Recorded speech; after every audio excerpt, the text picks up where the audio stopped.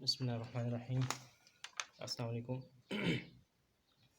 We have studied the kinetics of the surface catalyzed reactions.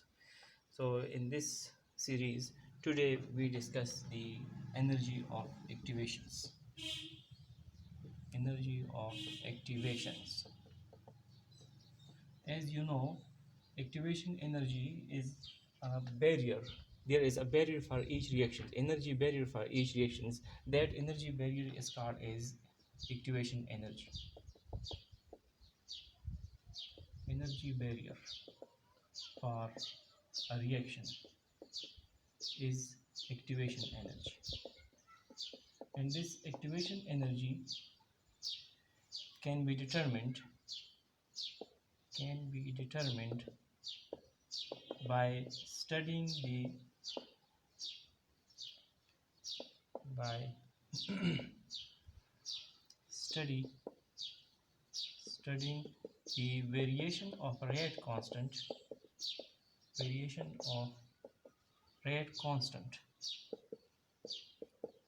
as a function of temperature. Activation energy, this is an energy barrier for reaction, and it is usually determined by studying the variation of rate constant as a function of temperature.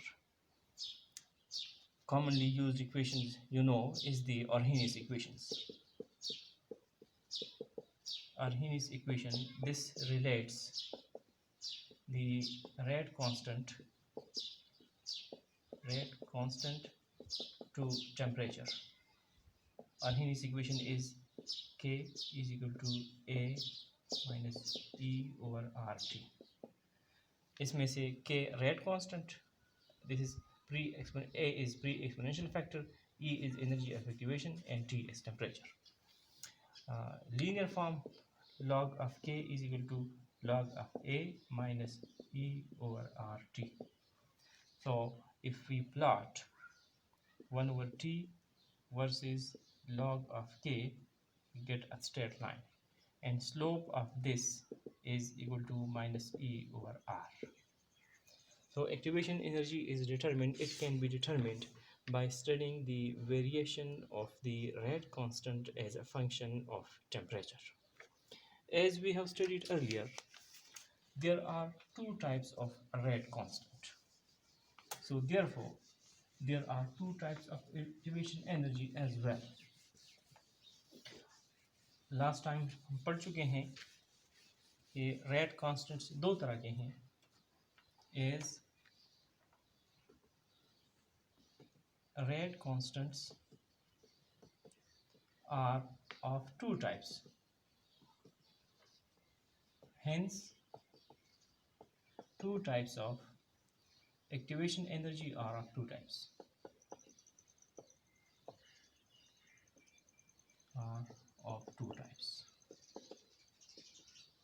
Rate constant दो कौन कौन से हैं? Apparent rate constants,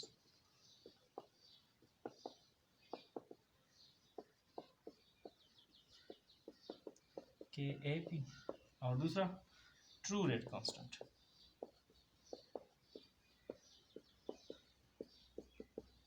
KT, KR. If activation energy is determined by variation of apparent rate constant as a function of temperature, then the activation energy is called apparent activation energy. E apparent. If energy is determined, simply it is determined by variations of KAP as a function of temperature. अगर हम rate constant यानी Arrhenius equation में K is equal to A minus E over RT है, अब अगर K की जगह पर K अपेरेंट यूज़ करते हैं, K apparent, then A minus E apparent by RT. इसी तरह E true kinetic energy, it is determined by variations of Kr as a function of temperature. and यहाँ पर k की बजाय अगर k r है, ट्रू रेट कांस्टेंट है, then we have a minus e over e true divided by r. तो चूंकि rate constant दो तरह के हैं, इसीलिए एक्टिवेशन एनर्जीज भी दो तरह की हैं, apparent activation energy and true activation energy. As apparent rate constant and true rate constants are related to one another, therefore activation energy, true activation energy and apparent activation energy are also related to one another.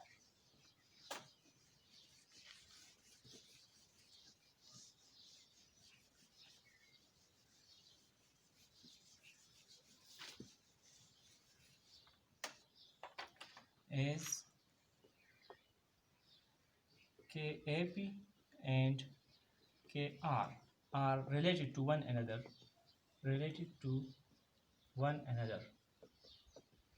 therefore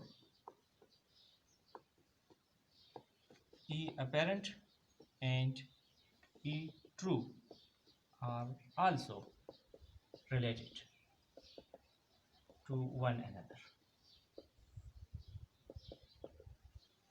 इन दोनों के दरमियान क्या relationship है वो हम discuss कर चुके हैं.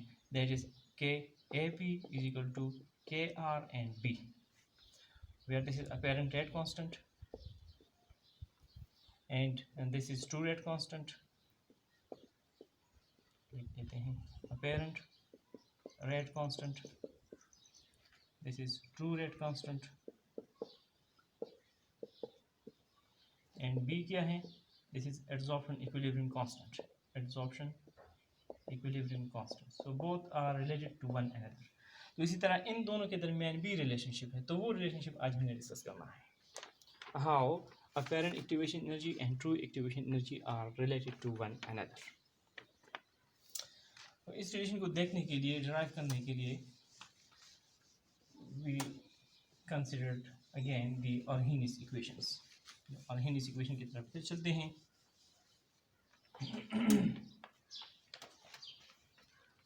Arrhenius equation किस तरह है, k is equal to minus e over rt. अब अगर इस इक्वेशन का हम log लेते हैं, so it will be log of k is equal to log of a minus e over rt.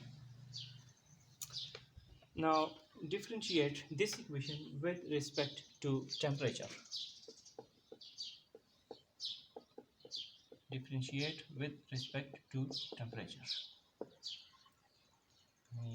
d over dt log of k is equal to d over dt log of a minus d over dt or e over rt. or d log of k divided by dt, ये constant है, so this become zero, और minus ये ई और are constant है, ई और are, इसलिए इसको बाहर कर देते हैं, and D over D T and one over T, ऐसा लिख सकते हैं. R minus E over R and D over D T and T minus one, ऐसा भी लिख सकते हैं. अब किसी भी फंक्शन का अगर हम डेरिवेटिव लेते हैं तो उसके पावर के साथ इसको मल्टीप्लाई करते हैं और पावर में से वन माइनस कर लेते हैं, तो क्या होगा, माइनस ई ओवर आर, इसका डिफरेंशिएशन क्या होगा, माइनस के साथ मल्टीप्लाई कर लेते हैं, माइनस वन और टी, और इसके पावर में से माइनस कर लेते हैं, एक माइनस करते हैं.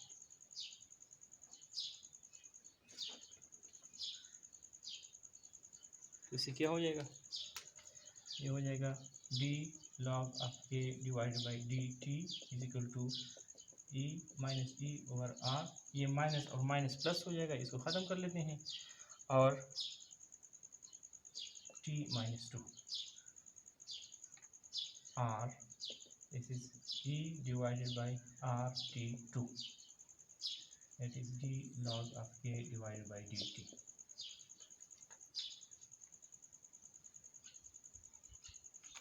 Now if we use the apparent rate constant, then this equation for apparent rate constant would be apparent rate constant के लिए for apparent rate constant this equation will be d log of k apparent divided by dt is equal to E apparent divided by RT square. That this is equation number 1. इसी तरह true rate constant के लिए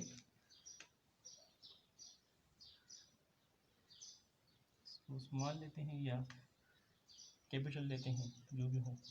इसी तरह true rate constant चलो capital कर देते हैं, इसको ए पी करते हैं, यहाँ पर भी ए पी कर लेते हैं। इस तरह for true rate constant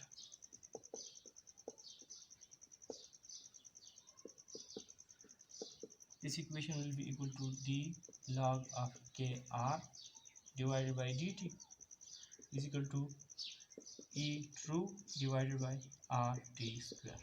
This is equation number 2.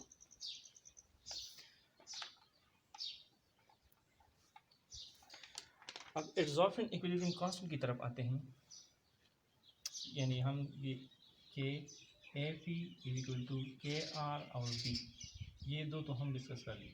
अब बी की तरफ absorption equilibrium constant, as equilibrium constant is related to free energy of reactions. Equilibrium constant is related to free energy of reactions delta G। वो equation क्या है, इसको 1/2 equation कहते हैं। Delta G is equal to minus R T log of K equilibrium. अब ये भी equilibrium है, तो एब्जॉर्प्शन इक्विलिब्रियम कांस्टेंट है, तो फिर free energy of absorption delta G will be equal to minus R T log of B, ऐसा लिख सकते हैं।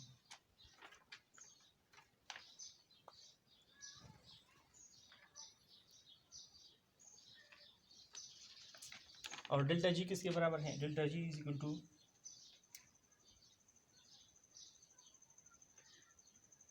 Delta H minus T delta S, as delta G is equal to delta H minus T delta S.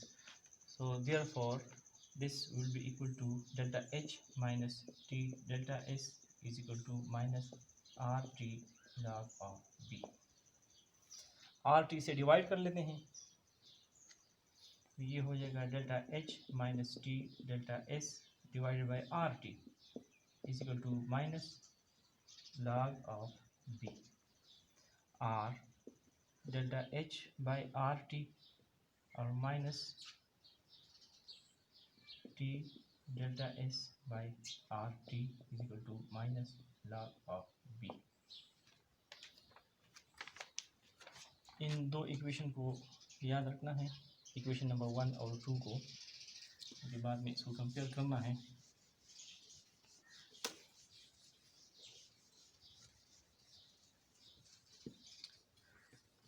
Further इसको proceed करते हैं। ये t और t cancel हो जाएगा, डेल्टा s बाई आर हो जाएगा। अगर माइनस के साथ इसको मल्टीप्लाई करते हैं तो ये माइनस हो जाएगा, ये प्लस हो जाएगा, यानी log of b will be equal to, minus के साथ मल्टीप्लाई करेंगे तो ये प्लस हो जाएगा, जब इसको माइनस के साथ मल्टीप्लाई करेंगे तो ये प्लस हो जाएगा डेल्टा s बाई आर, और ये माइनस हो जाएगा, minus delta h by are T. अब इसको डिफ्रेंशिएट करते हैं with respect to temperature. Differentiate with respect to temperature, that is d by dt log of b is equal to d by dt and delta s by r minus d by dt and delta h by rt. For constant surface coverage, delta s is constant, so therefore the derivative of constant is 0, तो ये term ख़त्म हो जाएगा, ये 0 हो जाएगा, minus delta H by R and d by D T and T minus 1, ये हो जाएगा। अब इसकी डेरिवेशन जिस तरह पहले की है, minus it is delta H by R, और ये हो जाएगा माइनस 1 और T minus 1 minus 1, so minus minus plus delta H by R and T minus 2 R delta H by are T 2. This is equation number 3. It is d log of B divided by D T. 3 equation हमारे पास आ गए हैं.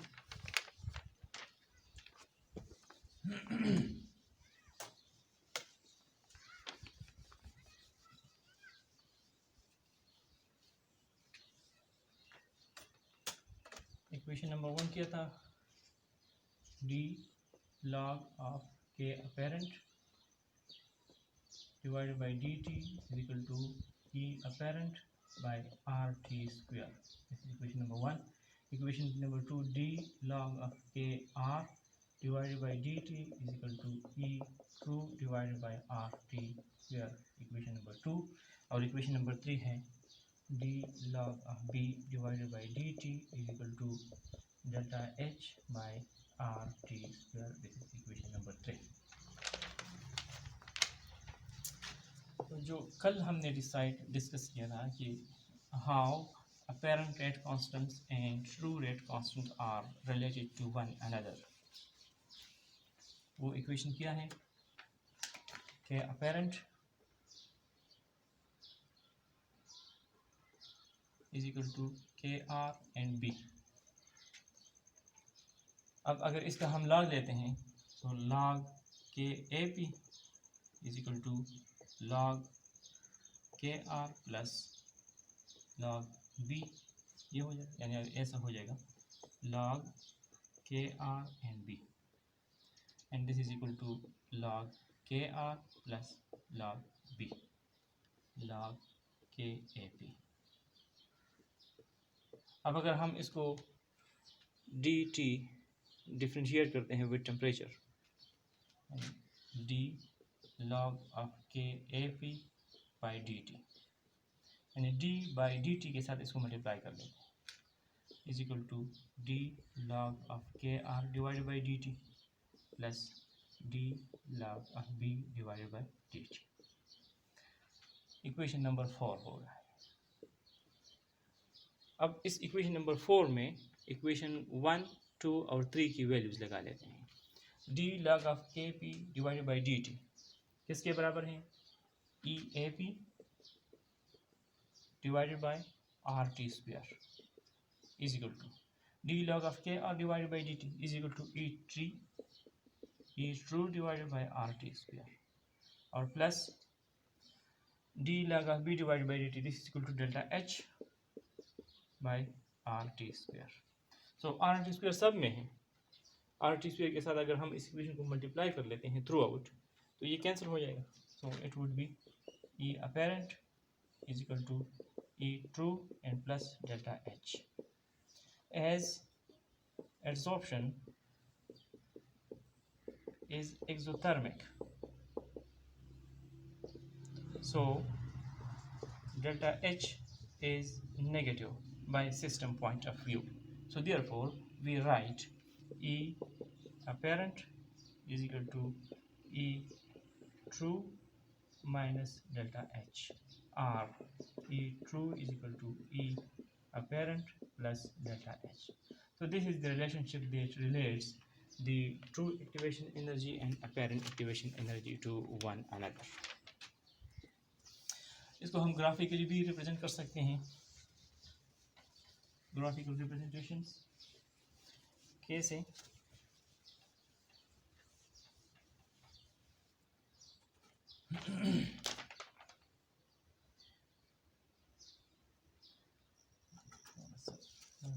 लेते हैं. यहाँ पर energy है और रिएक्शन कोऑर्डिनेट्स. फॉर एग्जाम्पल यहाँ पर ये हमारे पास रिएक्टेंट है और ये हमारे पास प्रोडक्ट है। रिएक्टेंट से प्रोडक्ट की तरफ जाने के लिए there is an energy barrier. Let's suppose वो एनर्जी बैरियर है, यानी इस तरफ ये एनर्जी बैरियर है, तो ये तो हमें नज़र आ रहा है ये energy barrier, therefore this is an apparent activation energy. Actually तो ऐसा नहीं है, सरफेस कैटालाइजेशन पहले एड्जॉर्ब होते हैं, यानी R in the gaseous phase it is first adsorbed and then R adsorbed, it gives the product. तो पहले ये एड्जॉर्ब होगा, ये एक्सोथर्मिक प्रोसेस है। यहाँ पर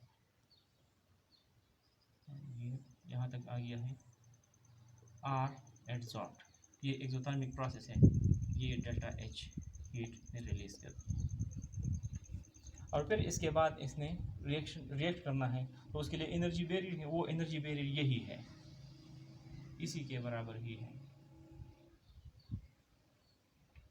तो ये एनर्जी एक्टिवेशन एनर्जी, ये ट्रू एक्टिवेशन एनर्जी है, ये दिस इज ई ट्रू और ये ई अपैरेंट है।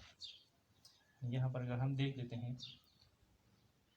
ये है क्या है, ये ई अपैरेंट है, ई अपैरेंट, और ये एनर्जी यहाँ तक ये क्या है, ये डेल्टा एच है, और ए ट्रू कहाँ से है, यहाँ से लेकर यहाँ तक ये ए ट्रू है, दिस ई ट्रू। तो अब ई ट्रू किसके बराबर है, E true activation energy is equal to E apparent plus delta H. According to this figure E T is equal to E A P और plus delta H, तो ये वही equation है। So this is about the relationship between activation energy, apparent activation energy and true activation energy.